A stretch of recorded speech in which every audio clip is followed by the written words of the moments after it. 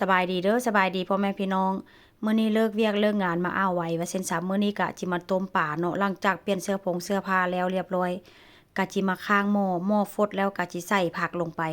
ผักที่ค่อยใส่นี้กะจิมีข่าหัวสิงไคใบขี้หูดแล้วก็ต้นหอมพ่อแม่พี่น้องมันบ่มีรากเนาะผักชีหั่นน่ะ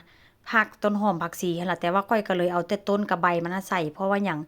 ไปซื้อตามซุปเปอร์มาร์เก็ตหรือว่าตามร้านแขกมันบ่ค่อยมีรากพ่อแม่พี่น้อง หลังจากนั้นก็จิปรุงรสชาติด้วยแป้งนัวหรือว่าผงนัวแล้วก็เกลือแล้วก็น้ำปลาแดกเนาะน้ำปลาแดกนี่ก็ค่อนข้างจะเข้มข้นเพราะหยังอันแม่ต้มให้เนาะต้มนี่มีแต่เนื้อปลานิ่นเนื้อปลากระสังนะพ่อแม่พี่น้องค่อนข้างจะแบบว่าเข้มข้นว่าเช่นซะแล้วก็อีกอย่างใดค่อยก็จะบ่ได้ต้มใส่แบบว่าอันนั้นใดพ่อแม่พี่น้องก็จิบ่ได้ต้มใส่หัวหอมแล้วก็ใส่กระเทียมเพราะว่ามื้อนี้ก็จิเฮ็ดออกสไตล์ลาวๆได้จักหน่อยว่าเช่นซะเนาะ หลังจากปรุงรสชาติแล้วเรียบร้อยแล้วก็จิต้มไว้ประมาณ10นาทีพ่อแม่พี่น้องหลังจากต้มประมาณ10นาทีแล้วค่อยก็จะมักเผ็ดออกมาตำมักเผ็ดนี่มันเป็นมักเผ็ดคิกมันเป็นมักเผ็ดหรือว่ามักพริกขี้หนูพ่อแม่พี่น้องเผ็ดไปซื้อมาอีกเมืองนึงผู้ใดไปซื้อมาอยู่อีกเมืองนึงราคาก็โลนึงประมาณ800กว่าบาทพ่อแม่พี่น้องแต่ว่าก็บ่ได้ซื้อมาหลายเนาะซื้อประมาณ2-3ขีดนี่แหละหรือว่า200-300 กรัมว่าเช่นซะ หลังจากต้มปลาเรียบร้อยแล้วก็จะปลามาใจปลานี้ค่อยก็จะบ่ได้ต้มเปื่อยหลายเด้อบางคนนี่ก็จะต้มปลาให้เปื่อยจนเละแต่ว่า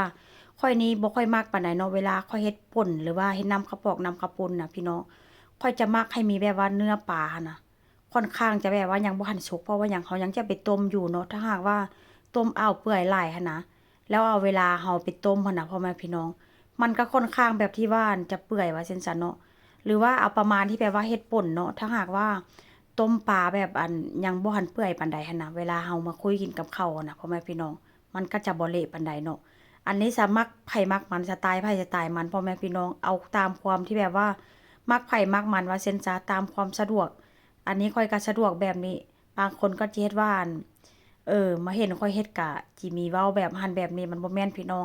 การเฮ็ดกับข้าวนี่มันก็บ่มีสูตรตายตัวเนาะมักไผมักมันว่าเซ็นซะ แล้วอีกอย่างมื้อนี้ปลาก็ค่อนข้างจะสดพ่อแม่พี่น้องเพราะว่าหยังมีญาติพี่น้องเพิ่นเฮ็ดงานอยู่ซุปเปอร์มาร์เก็ตพี่น้องเอ้ยค่อนข้างจะแบบว่าได้เนื้อปลามาค่อนข้างสดว่าซั่นซะเนาะเพราะว่าหยังเวลาข้อยอยากได้เนื้อปลาหรือว่าเป็นพวกที่แบบว่าปลาแล่เขาเจ้าเป็นแล่เป็นเนื้อเป็นต้นหั่นน่ะหรือว่าเป็นพวกอาหารซีฟูดเนาะก็โทรบอกเพิ่นก็จะเก็บไว้ให้ว่าซั่นซะ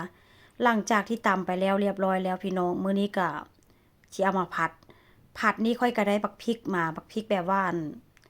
เป็นคล้ายๆพริกผงพี่น้องของทางนี้ว่าเซ็นซาถามว่าเผ็ดบ่ก็บ่ได้เผ็ดได้เนาะเพราะว่าหยังค่อยต้องการเอาแบบนำหน้าข้าวปุ้นมันน่ะนำหน้าของน้ำข้าวปุ้นนั่นน่ะค่อนข้างจะเป็นสีแดงๆหน่อยหนึ่งพ่อแม่พี่น้องแต่ถ้าหากว่าเผ็ดนี่ก็คือที่ดีแต่ว่ามันบ่เผ็ดเด้ค่อยอยากเอาแค่น้ำหน้าหรือว่าสีน้ำหน้าของน้ำข้าวปุ้นมันให้มันงามซื่อๆว่าเซ็นซะเนาะ แล้วอีกอย่างเนาะบักเผ็ดที่ว่าค่อยเอามาผัดนี่นะพ่อแม่พี่น้องค่อนข้างจะหอมเนาะถ้าเป็นภาษาสเปนเขาเจ้าก็จะฮ้องว่า pimienton ถ้าหากว่าเว้าผิดก็ขอโทษพ่อแม่พี่น้องมันเป็นบักเผ็ดใหญ่ๆหั่นน่ะเขาเจ้าน่าจะเอามาเฮ็ดเป็นบักเผ็ดผงว่าซั่นซะแต่ถามว่าเผ็ดบ่มันก็บ่ได้เผ็ดเนาะแต่ว่าคนทางนี้ส่วนหลายเนาะเขาเจ้าจะเอาไปเฮ็ดแบบว่าใส่หนวดปลาหมึกหั้นน่ะหนวดปลาหมึกใหญ่ๆหั่นน่ะเนาะเวลาเฮ็ดกับข้าวกับน้ำแล้วเขาเจ้าก็จะโรยหน้าทางหนวดปลาหมึกหั่นเป็นต้นน้อยๆๆๆแต่ว่าข้อยก็ เอามาประยุกต์เอามาเฮ็ดแบบว่าสไตล์ลาวๆว่าซั่นจ้ะแต่ถามว่ามีพริกแกงบ่พริกแกงข้อยก็มีเนาะแต่ว่าข้อยก็บ่ได้อยากได้เอาพริกแกงข้อยอยากได้ออกแบบว่ากลิ่นมันบ่ฉุนหลายหั้นน่ะว่าซั่นซะหลังจากผัดไปจนหอมจนเหลืองแล้วเนาะข้อยก็จะเอามาเทใส่น้ำข้าวปุ้นแบบนี้เลยน้ำข้าวปุ้นนั่นก็เป็นน้ำข้าวปุ้นแบบว่าน้ำต้มปลาหั้นแหละเนาะพ่อแม่พี่น้องว่าซั่นซะแต่ว่าข้อยก็ยังคิดต้มไปอีกอยู่เด้อเพราะหยังเพราะว่าอยากให้น้ำมันแห้งลงจักหน่อยเนาะมันจะได้เข้มข้นกว่านี้ แต่ถ้าหากว่ามีตีนไก่นี่ก็คือสิแซ่บพ่อแม่พี่น้องแต่ว่าข้อยก็บ่ได้ไปซื้อว่าซั่นจ้ะเอาไว้โอกาสหน้าก็สิซื้อตีนไก่มา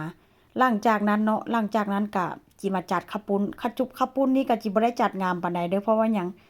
เวลามันค่อนข้างจะน้อยแล้วก็อีกอย่างเนาะหิวเด้อพี่น้องจัดไปท้องร้องไปว่าซั่นซะเพราะว่าหยังเห็นกับข้าวกับน้ำแล้วก็อยากกินเลยหั้นน่ะเพราะว่าเลิกเวียกมาเมื่อยๆเนาะแต่ว่าก็บอกได้เลยว่าก็คุ้มค่าพี่น้องมื้อนี้ กินเทื่อหนึ่ง2จานเลยว่าซั่นซะบอกได้เลยว่าแซ่บคักแซ่บแน่เนาะข้าวปุ้นนี่ก็สิบ่ได้จัดงามปานใดเด้อเน้นความแซ่บพ่อแม่พี่น้องแล้วก็จะมีผักข้างเคียงผักข้างเคียงนี้ก็บ่ได้มีหยังหลายเนาะ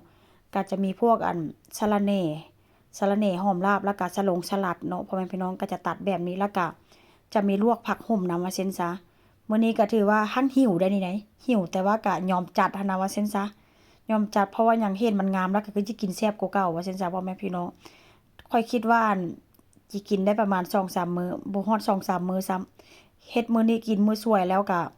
ฮอดมื้อแลงมาก็หมดเพราะว่าลูกสาวก็กินนำอันนี้ก็เป็นผัดข้างเคียงพ่อแม่พี่น้องนี่แหละหน้าตามันก็สิเป็นประมาณนี้เด้อมื้อนี้ก็เอามาให้เบิ่งกันนี่แหละไปแล้วพ่อแม่พี่น้องบ๊ายบายสบายดีเด้อ